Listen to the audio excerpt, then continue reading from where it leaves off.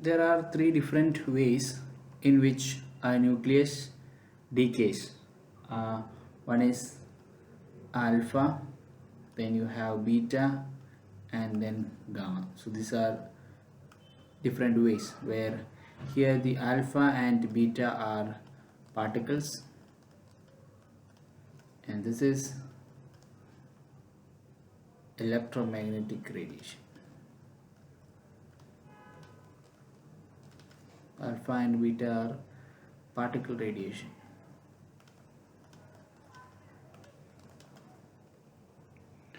Now coming to alpha decay,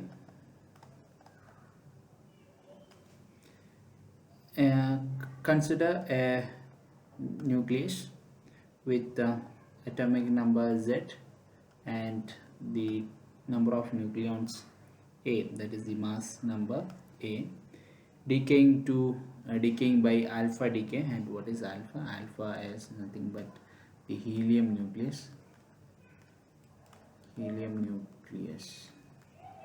So helium nucleons will have He24, which means 2 proton and 2 neutron. Here you will have 2 plus 2 4, so 2 proton and 2 neutron. So we know that it is undergoing alpha decay, so He24, and whatever is left is our daughter nuclei, which is Y, which is Z minus 2 and A minus 4, and some energy is also released. Let us call this as Q. Now what is Q? Q is the kinetic energy of alpha particle and the daughter particle, that is Y. So it is the kinetic energy of, or you can write sum of sum, or write kinetic energy of alpha particle plus the kinetic energy of the alpha particle, means the helium nuclei, plus the Y, whatever the particle. So if I consider the kinetic energy of the alpha particle as K alpha and the kinetic energy of Y as Ky, then Q is equal to K alpha plus Ky. Okay. Now this is the total energy.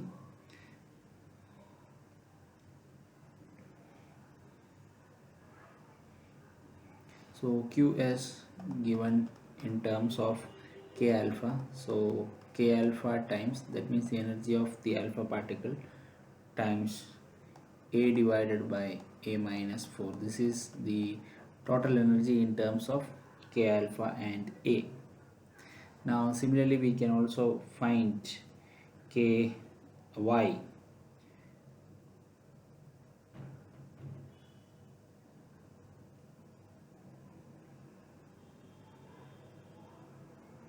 as Q times,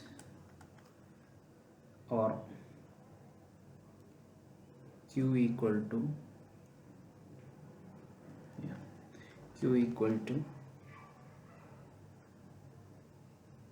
Ky times 4A by 4. So this is the total energy. So we can write down the K alpha is equal to A minus 4 divided by A times Q, and Ky is equal to 4 by A times Q, and if you add K alpha plus Ky, you should get Q. Alright, now there is Ky by k alpha, that is dividing this ky by k alpha, q and get cancelled, a and a will go, it will be is equal to 4 divided by a minus 4. So this is the ratio of kinetic energy of particle y by alpha particle.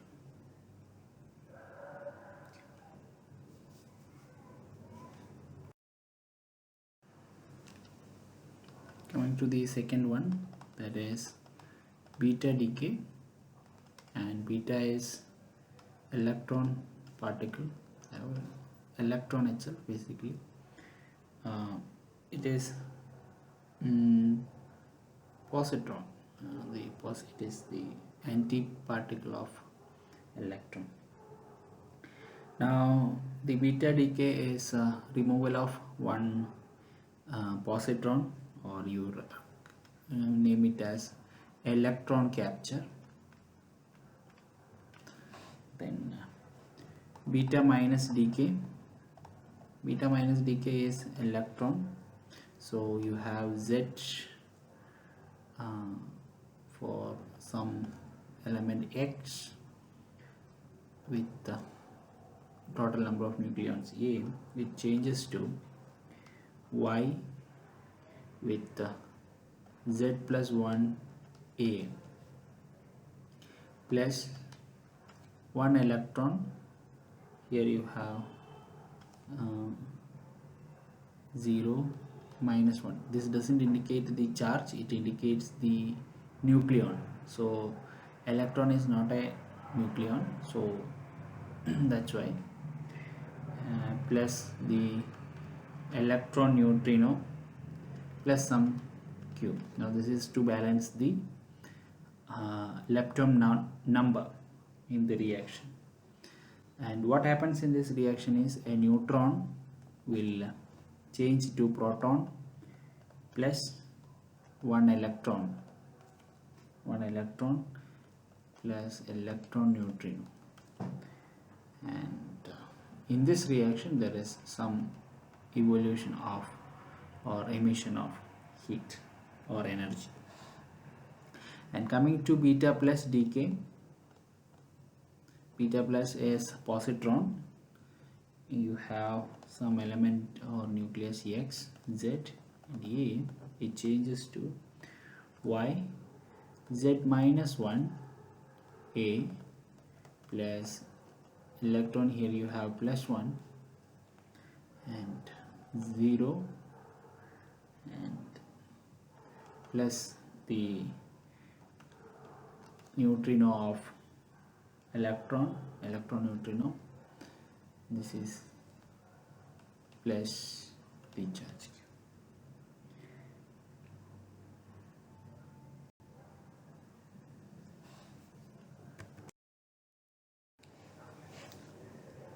Looking into the gamma radiation, it occurs when the as usual when nucleus is unstable, but here in this case the nucleus doesn't have enough, the instability is not that much that it can release any alpha particle or beta particle.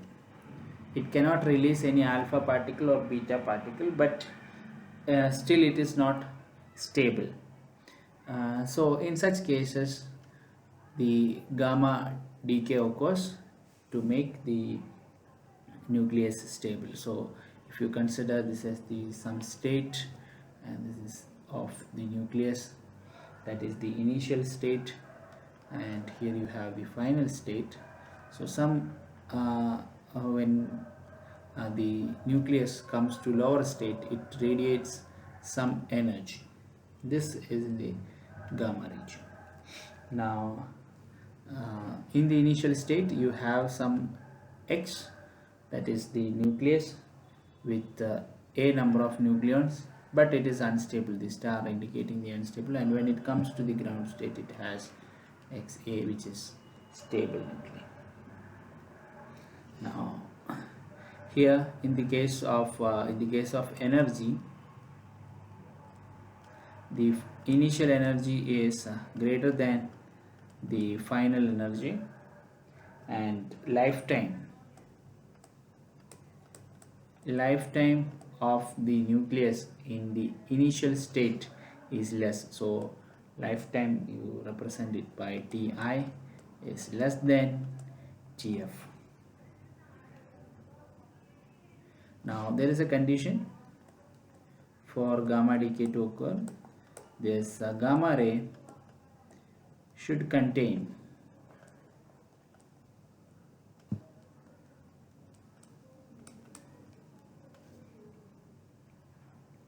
one unit of angular momentum. One unit of angular momentum. This is from the conservation of angular momentum. Now LR, that is the angular momentum, is equal to Ji minus Jf to Ji plus Jf. Pi is equal to minus 1 whole to the power n. Now this gamma ray occurs due to two transition. One is electric multipole transition,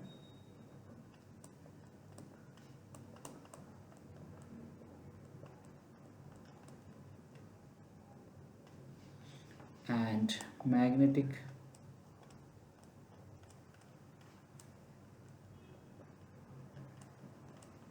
multipole transition.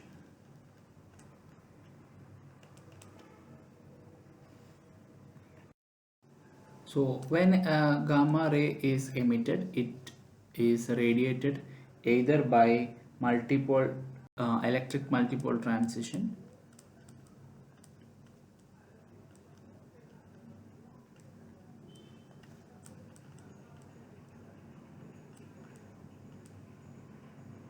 or magnetic multipole transition.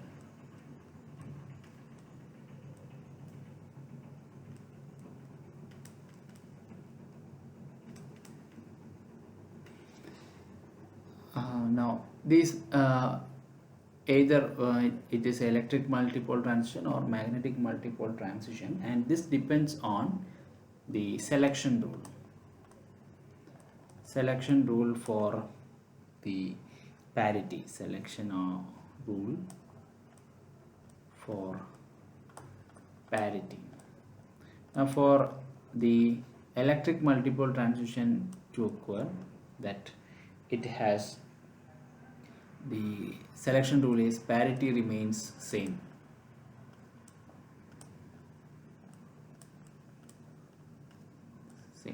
Now what does this mean?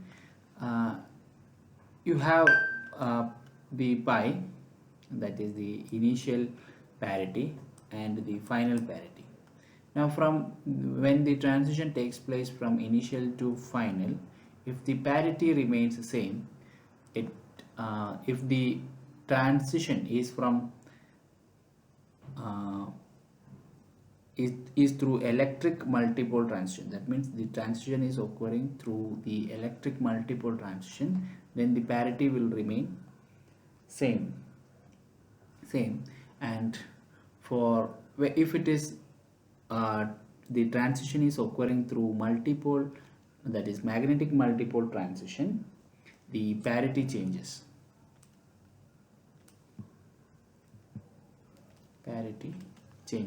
Which means if the earlier the initial is E, that is even parity, when it comes to the pi f, that is the final transition, it becomes odd, or if it was odd, it will become even parity.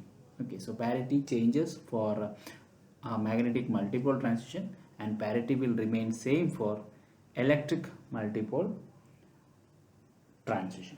Now coming to what is the total parity, which is given by pi I times pi f. This value can be either even, that means either you have initial odd parity or the final odd parity. That means both the initial and final parities are odd, then you have even parity, or it should be both even and even. Plus sign is for even, minus is for odd. Now the other possibility is it can be odd. That means it has to be either initial is odd and the final is even, or the initial is even, the final is odd. Now if this is even parity, that is the initial parity is even, then the electric multipole transition, it must be even. Electric multipole transition parity will remain same. So if it is even, the electric multipole transition has to be even. And what about the magnetic multipole transition? It has to be odd, right? There will be even as well as odd values. The electric will go with even and the magnetic will go with odd. Similarly, when it comes to the odd, that is odd parity, electric will not be changing, so electric will go with odd, so E odd. And what about the magnetic? Magnetic will be even. Okay.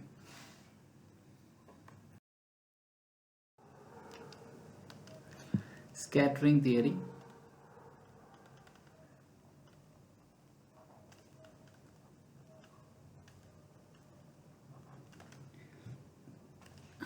A plane wave is represented by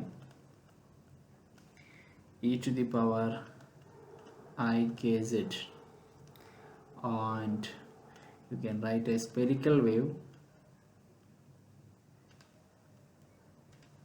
wave of the form some amplitude e to the power ikr by r, and the solid angle on which the scattering occurs equal to d omega, which is equal to ds cos theta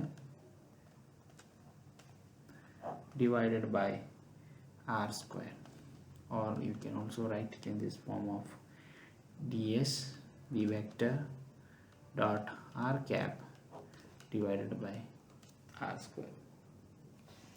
Now the scattering flux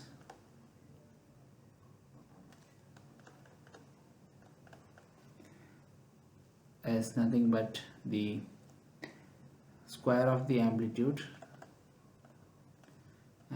square times the velocity, and now we have the important term, that is differential scattering cross section.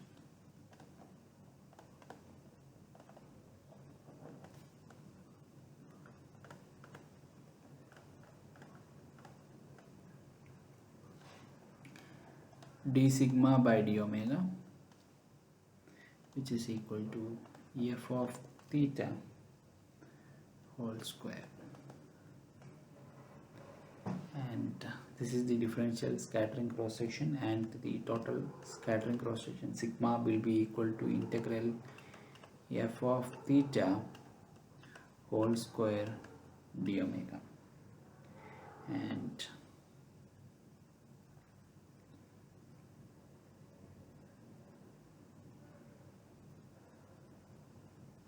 d omega is equal to sine theta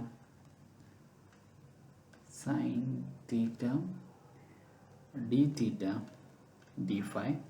This is what you have to use, and thus you can write it as the total scattering cross section is equal to integral f of theta whole square sine theta d theta d phi.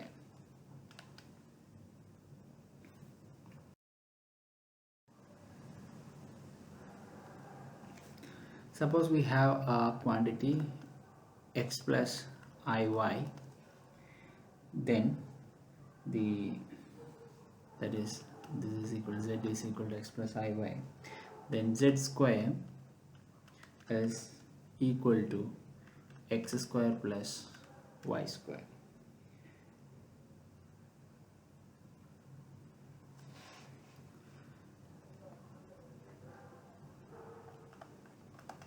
Now from Born approximation,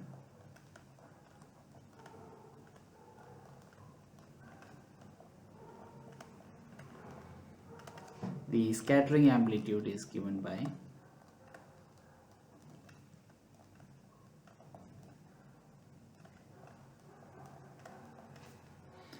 amplitude f of theta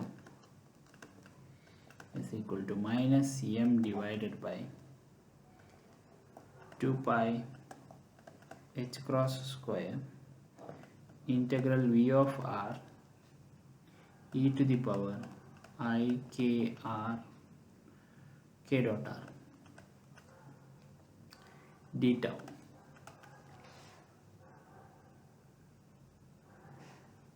The approximation for the spherically symmetric potential v of r, that is f of theta is equal to minus 2m divided by h cross square k integral 0 to infinity v of r r sin kr dr. Now this comes from v of r e to the power integral v of r e to the power I k dot r d tau is equal to 4 pi by k integral 0 to infinity v of r times r sin kr.